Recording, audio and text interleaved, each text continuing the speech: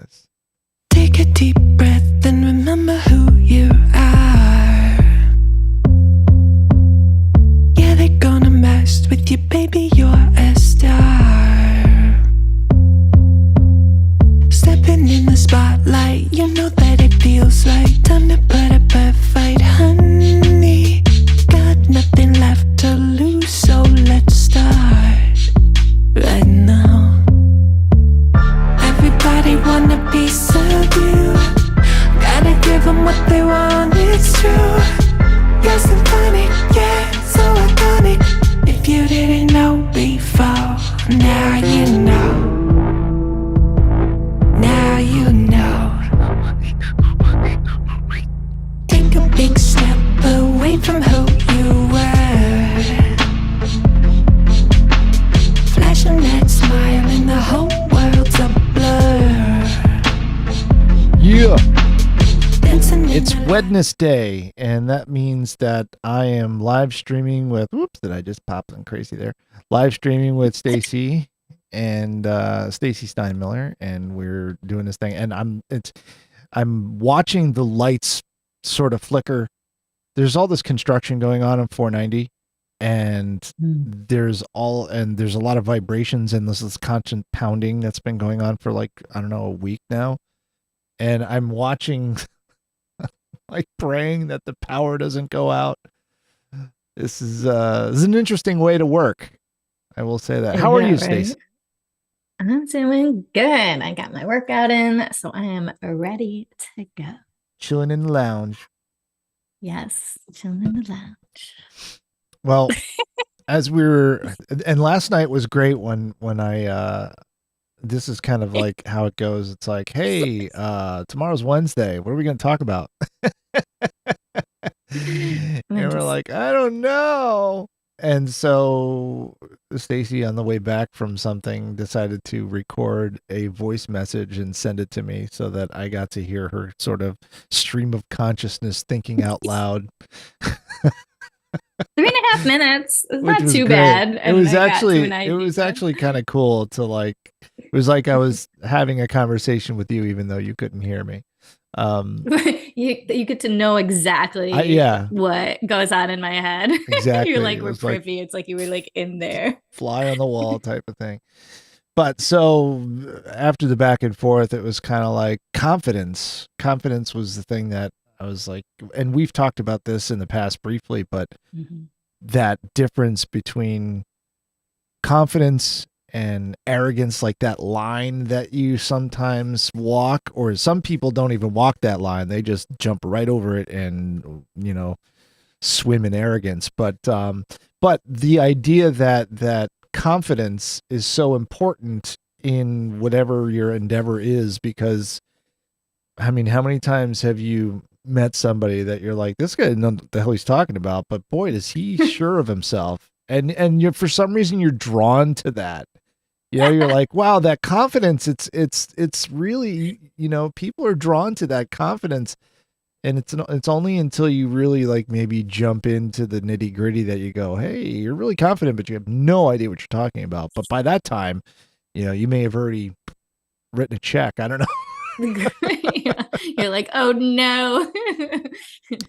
And it has to be something that I've struggled with. Have you ever struggled with confidence?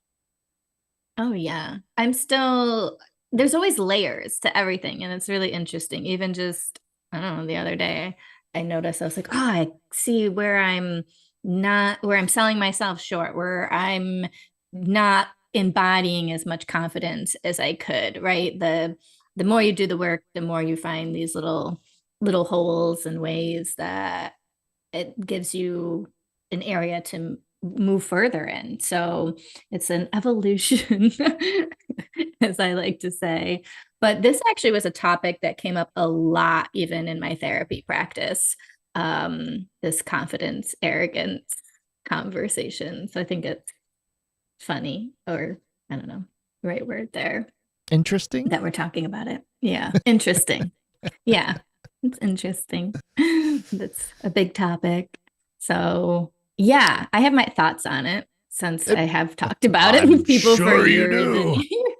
So I have I have this kind of weird relationship with this idea of uh confidence as it relates to self promotion and putting yourself out there. It's weird because I know in the world that we live in, especially for both of us, for what we do for a living, you need to put yourself out there. You need to promote yourself. You have to go out and say, "Hey, I'm the person you want to work with because of this." And I have consistently had a problem with that because sometimes I see people who are out there promoting themselves and I'm like, "Oh, get over yourself." Like, come on. Like, and I don't know if that's like an inner jealousy thing, and it doesn't it doesn't have to be someone who I would view as a competitor either.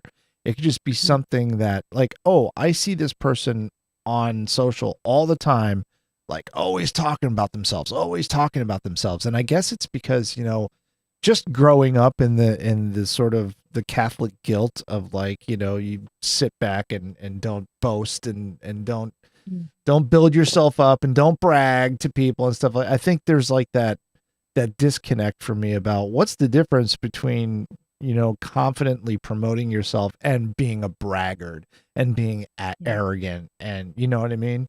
Like, and walking that line, I think is difficult for a lot of people, especially for me, because I don't want to be viewed. I care about how other people view me. So I don't want to be viewed as someone who gets out there and just talks about himself and just me, and tries to build myself up as this great thing, even though, we all know that I am.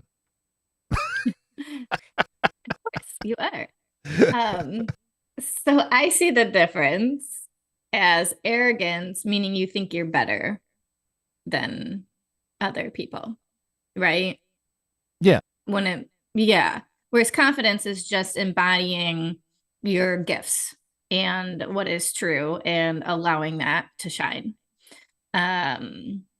So it's really about what you believe, deep within, and then that energy is what's going to come out, which is why you can sell. If you have enough confidence, you can sell anything, right?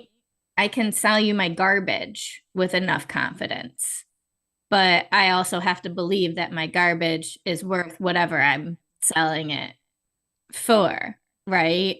And that's not necessarily arrogance. That's just me being confident in the value of my garbage and communicating that in that energy. But arrogance, I see more as saying, like, I'm better than you, like, then you're less than me. That's how I view it anyways. Yeah. Or, what about I'm the best, nobody else even comes close. I mean, that would be pretty much arrogance. Not necessarily like I'm better than you, I'm better than everybody. Right. Yeah. So, and I guess the thing is, we are all unique and we all can be best, right? In our way. Nobody can be me better than me, right? Mm. That's not possible. So I am the best at being me and I sell being me, right? That's part of the package. And that's the same for you too. So I think it usually bothers us, like you're saying too, if it's activating anger or frustration or whatever, then it will point like what within me needs some healing or some looking at or some shifting. um So and so yeah. if I'm seeing someone who's on social media and they're talking about what they do and in my view, I'm like, oh my God, this guy's so full of himself. That's a projection of my own insecurities that I'm Yeah, seeing in yeah, that person. exactly. Yeah, Can yeah, we because if is you're there in your confidence, you don't care. is there a subject matter that we can talk about that doesn't always revert back to? to me projecting Sorry. my own Well, I'm not saying just everything. you, Scott, in general. I'm saying anybody. No, I know. I'm just saying it's like seems like everything that we talk about ends up coming back to in some way, coming back Yeah. to this idea of you're projecting your crap onto Yep. other people and expecting them to, adhere to your own Mhm. That's expectations. because that's And what it is. And is that's it my belief always? system. So that's right. So that's also my belief system. Not everybody has that belief system, but I believe it's all a mirror. Right. So, and whenever I'm activated, it has nothing to do with the other person. It's always me. Right. So if you piss me off, Scott, that is about me. Right. Or like if I'm have that negative response to it. And then your response to me is within you, right? It's that I think I use that cup filling over thing. If you got a full cup, and somebody knocks you, what spills out? Well, whatever was in the cup, right? So if Mm. yeah. Yeah. So and that's another thing. I noticed even in my own journey, like recognizing, oh, these things that used to bother me don't bother me so much anymore. Well, how is that possible? Right? It's not that the world has gotten better outside of me, right? It's not like you know, these people are still being them, but if it Means that doesn't you've bother me grown. as much, it's exactly. So then it really shows how that was about me. And yeah, that was my insecurities coming out, or yeah, my jealousy, or my belief in lack or whatever. But then yeah, so then it can really shift. And when I see somebody out bragging or being boastful, sometimes I'm like, good for them. Like, way to go. Because I know how hard that is to do. Um, and it's also trusting myself, right? So if I trust, or like you're saying, like a sleazy salesman sort of, thing that a lot of people talk about. It's about trusting myself and my intuition that I know the right questions to ask. I can be discerning as a buyer, right? So, but if I don't believe I'm discerning as a buyer, I'm putting the onus on the other person to make that decision for me when it's not their job to do. So it's also that radical responsibility aspect of it's my responsibility to be a discerning buyer and trust in my buying decisions and also believe that everything is serving me, you know? That confidence thing. Yeah, right. So then it comes back to then it's working on our own confidence that I get to decide what's best for me, you know? That's interesting. And I think, well, I mean, I know that I still have, I'm constantly have a lot of work to do. I constantly have a lot of growing to do. But in the case where I see someone who is doing something that my gut reaction is that they're full of themselves and they're arrogant and stuff, that's my cue to take a look and sort of analyze the situation and be, all right, why am I thinking that way? What is it about did this person say you suck and everybody else sucks and I'm awesome and I can do no Right. wrong? They probably didn't.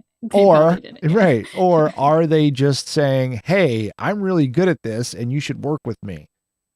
Right. Exactly. And for the most part, that's what they are saying. Yeah. And that is attractive and it will draw you in. And that's the way sales and dating, all of it, that's how Oh it yeah, goes, definitely right? dating. I mean, jeez. All of us nice guys, raise your hand. Nice guys, raise your hand. Now, how many times have you as a nice guy uh been left behind by the arrogant jerk who's super confident? So here, I think you just landed on your answer as to why this is a thing for you. Oh, because of the women? Because of dating? No. No, I don't care about that anymore. I caught my limit. Not anymore, but that's probably when it started. Well, so no, so all right, so we're gonna talk about that situation. Um I have plenty of friends who are females who have admitted to me that over the years they have gone out with super confident, good-looking guys who turned out to be trash human beings, who turned out to be terrible in a relationship, who turned out to be very selfish and not giving and just and didn't go for the guys who were like I guess I could say more like me in the fact that they were more genuine, more giving, more thoughtful, and all that kind of stuff. Because, but because they lacked the confidence, the self confidence, that was what drew them to the other guy. And 95% of the time, that confidence translated into a terrible relationship when it got like down to the real nitty gritty of what you need in a relationship. Now I know that there might be a study about that, who knows, but it still goes back to that idea that the confidence that you have is something that people are drawn to. So Yep. imagine how good you could be is if you combined that self-confidence with emotional intelligence, being able to identify and read people and understand it, and like last time, meeting them where they're at. So you combine this confidence, you combine all of these things that draw people to you, but combine those with the things that enable them to stay with you and stay liking you because you are easy to get along with and you're thoughtful and Right. you're service oriented or whatever it is. Mhm. Yeah. Yeah. You can have both. And that's the ideal is to be both, be all of that, embody all of it. And yeah, sometimes the confidence can act as a mask for people, right? To draw people in and get admiration or validation and so forth, but then haven't done the work to move beyond that. Right. And yeah, then they have a lot of maybe short-term, right, relationships, right? Once it gets to a certain spot, then it's not going to continue because that deeper work needs to be done. Or yeah, it could be the opposite where it's hard to have that initial attraction drawing in when you're sitting in your soup of insecurity, that's not magnetic at all. So yeah, confidence I think is massive, right? But it's for that magnetism, the sales, the initial attraction, all of that.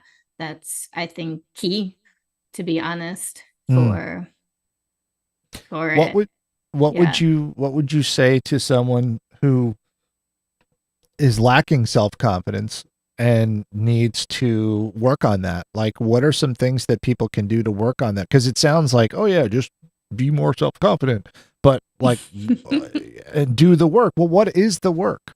What Well, what there's a does that fear. entail?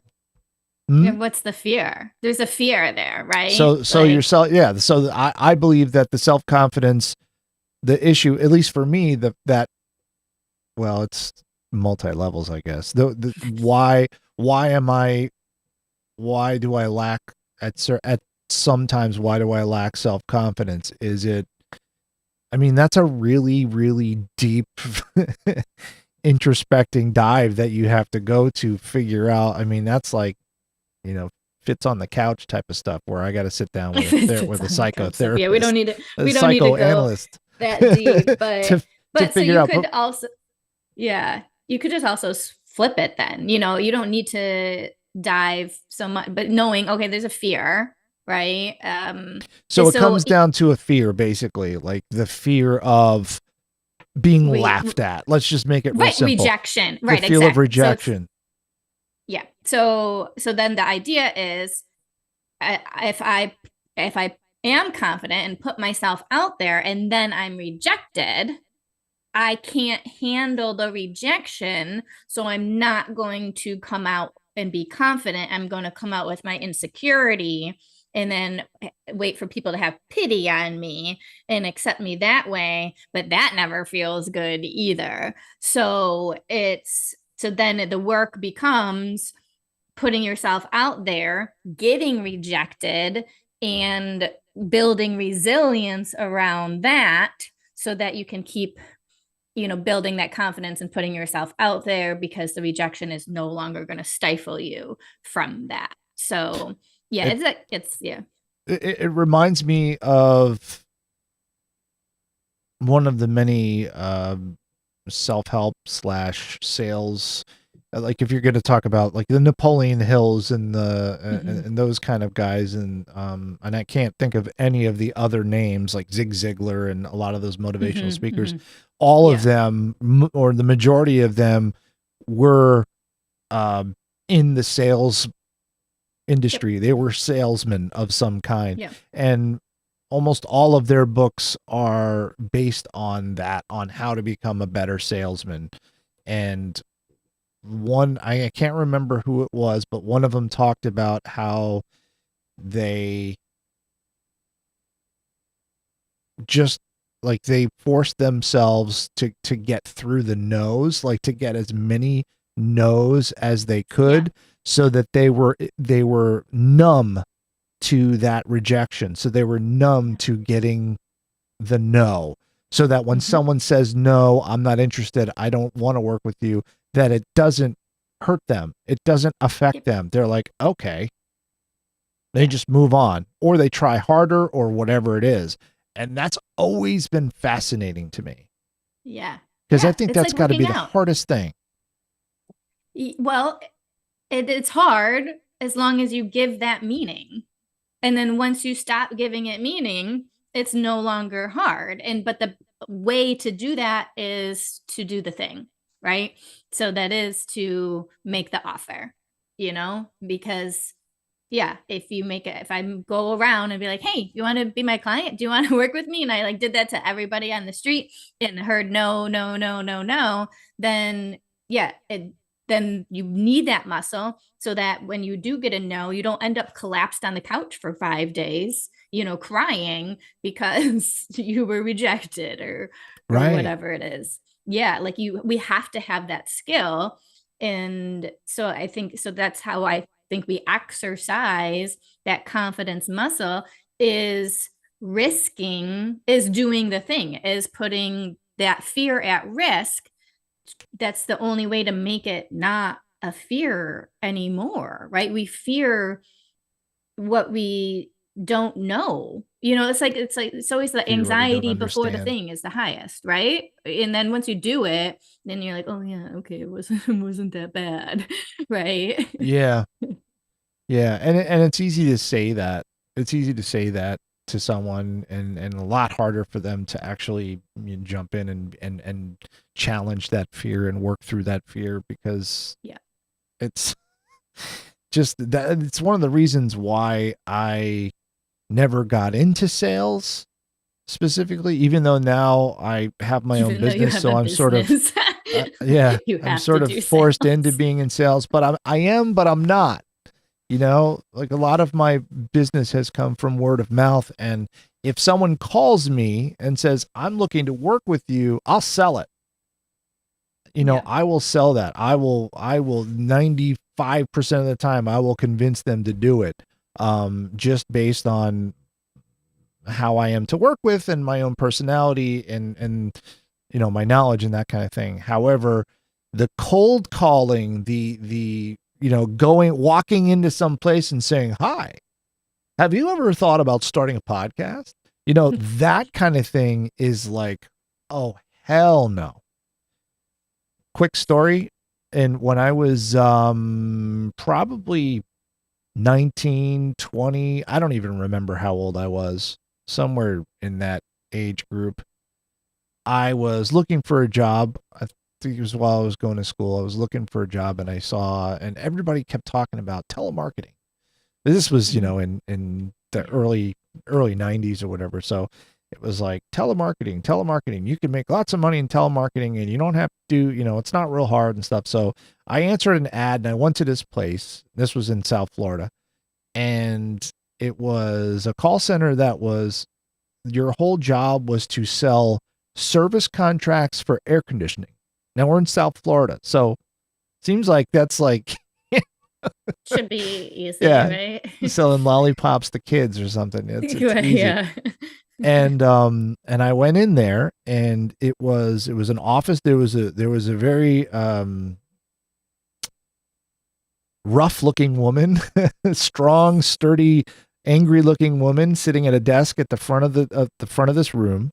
And then the room on either side, there were cubicles, and there were people in these cubicles, and they had a telephone, and they had a big book. And you were supposed to go through that book, call the number, read the script, and then I assume that once, if you actually got a sale, that you would either fill it out or maybe even send them to someone else who was going to do that. I don't remember, but I got in there, and they, gave me my 5 minutes worth of training, and I sat there, and the first call I made, and this was like 8:30 in the morning. The first call I made, the guy was like, I woke him up. He's like, "Are you kidding me? It's freaking 8 o'clock in the morning." And so like, I was like, oh God, I just woke something up. The next person I called, the guy I was calling, can I speak to Mr. Johnson? Mr. Johnson passed away. Okay. And then the next time I call, and there's a woman, and there's kids screaming in the background, and it's like chaos. And I'm like, are you kidding me? And I was done. I was like, I'm not doing this. And the woman at the desk was like, Scott, you need to be making more calls. You're not calling frequently enough. You need to be making more calls. Let's go, more calls. And I was like, are you kidding me? That was back when we had pagers. And so I beeped myself, and I was like, I gotta go. I got a family emergency. I was out of there.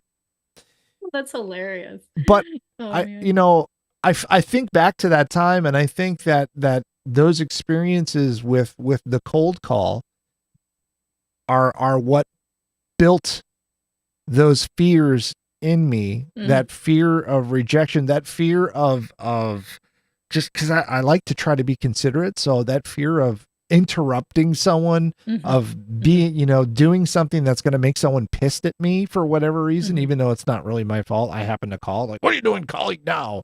I really feel like that's like the root, that's like one of the earliest memories that I have of that kind of like fear of rejection in the business world, like in the sales. Right. Yeah. I guess we can do some EMDR on that, but that also just goes to show the Emily's gonna be like, so it goes to show how our perception of things really makes a difference of how we move forward with them. Right.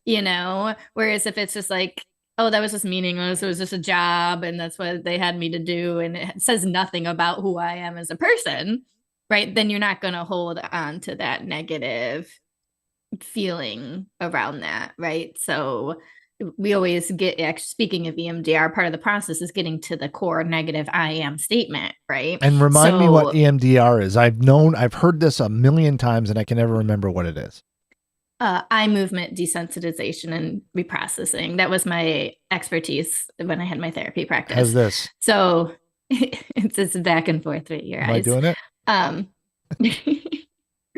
And so getting to that negative core belief, I mean, CBT gets to that too, other modalities as well. But anyway, so say after that experience, and you look back on that experience, and your negative core belief is, I am a bother, right? Then that's going to color all of your experiences going forward, because now you have a core belief about yourself that I am a bother, and you don't want to be a bother. So you're going to consciously try to make yourself not a bother. I think you got it. I think you hit the triangle right on the triangle. That was because that's it. That's that I am a bother, that I'm bothering you. I am disrupting your day, and I don't want to do that. And I don't want you to think poorly of me because of that disruption. Yeah. Right. So then the flip is to obviously not think you're a bother, right? You can think I'm a delight, right? So if I believe I'm a delight, then then you get and somebody's like, you just woke me up. And then I'd be like, what's this problem with that guy? I'm a delight. He doesn't even know what he's missing Dude, out it's on. 8 o'clock in the morning. What the hell are you? Why What aren't you like up? Why was he haven't you just been up is for he 3 hours? hungover? Right. Like what's wrong with him? Right. So that's the thing is like, so based on your core belief about self, that's what I mean about changing your reality and how your thoughts, emotions, and belief literally change your reality, right? Because it's the same exact situation, but because the core belief about self is different, your whole experience is different, right? So it's like I want to like drill this into everybody's head right now. Now here's here. Let me throw a monkey wrench into this works Yeah, go here. ahead. So if I encounter someone who is, they're thinking to themselves, I'm a delight and I don't care if I'm a bother to this person. Obviously, if they actually physically say that, they say, I'm a delight and I don't care if I bother you, that's a little bit different than them acting that You're way. saying two different things there. Okay. Right. I'm a delight is a belief about self. Okay. I don't care if I bother other people.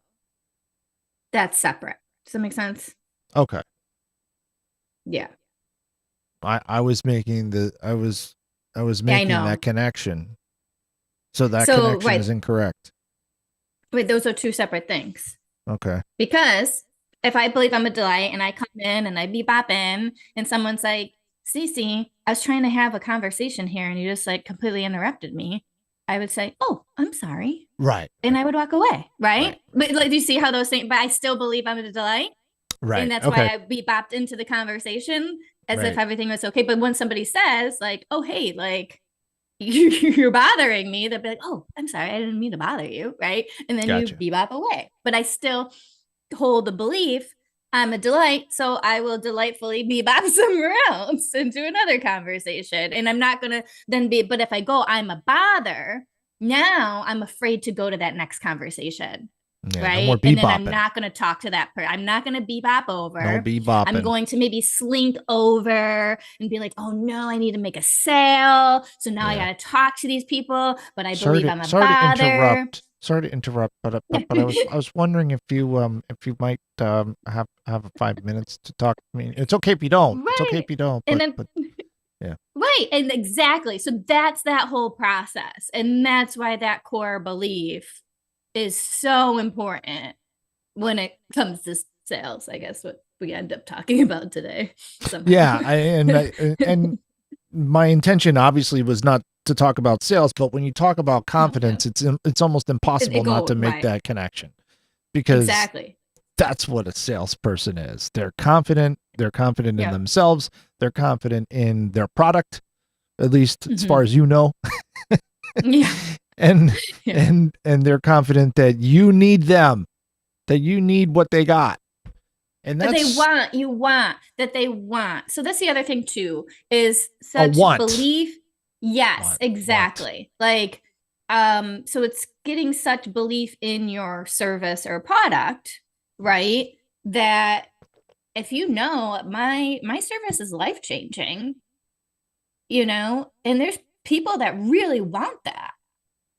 And they want to change their life. They want to change their beliefs about themselves so that they can have the best business possible, right? I mean, that is what I do, right? And so I truly believe that's important, because there's so many people that are struggling, and it's because of their thoughts and their emotions and all of this. It's not that they need a better script. I truly believe that. They don't need a better script. You don't need a script at all. You need to believe in yourself. Like that's the secret.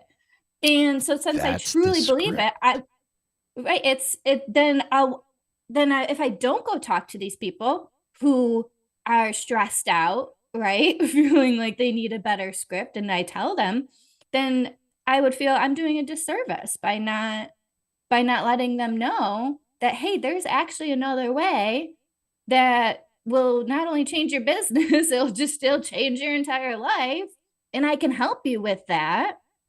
Right. So it's like, so if you truly believe what you're doing is life changing, then that's needed, right, to support having those conversations. And for you, Scott, like knowing like having a podcast is huge for businesses, right? They get authority and visibility, right? They make more money, they make more connections, right? And knowing like wow, there's these people that have this great information, and they could do this podcast and that will really help them, right? And you go with that energy of like, hey, you have this great product or this great idea. Have you ever thought about doing a podcast? Yeah, but I don't want to put the time and energy, and technology scares me. And well, I have a whole service for that so that you don't have to do that, so that you can just do the podcast and then go back to your business and do your other things, right? And knowing like, so yeah, don't you? Oh yeah, I want that. I don't want to have to learn how to do a podcast because that's not what I do for a living, right? Right. Yeah. So and that, rewriting that inner script is probably the hardest thing that we can all do as human beings, at least for me. Because as you're saying all that, I'm like, yeah, I believe all those things that you're saying. I believe that 100%. And I still don't want to walk up to some stranger and start talking to him about it. I just don't want to do it. Like, I do not want to do it. It's like the hardest thing for me to bust through is that feeling, is that belief, is that I get the ickies from that idea of walking in and talking to someone. Now, if I'm introduced to that person and we're having a conversation and then I bring it up because that's where the conversation goes, that's a different thing. But it's that icebreaker part, or lack of icebreaker. I don't know. Like if the icebreaker is me selling, that's the part that I'm like, then don't, you don't have to do that, right? Like you can just have a conversation. And I'm going to give Joseph Luckett a shout out right here because he wrote the book 0 to 100.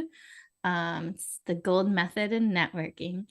And I guess I can find that and link that.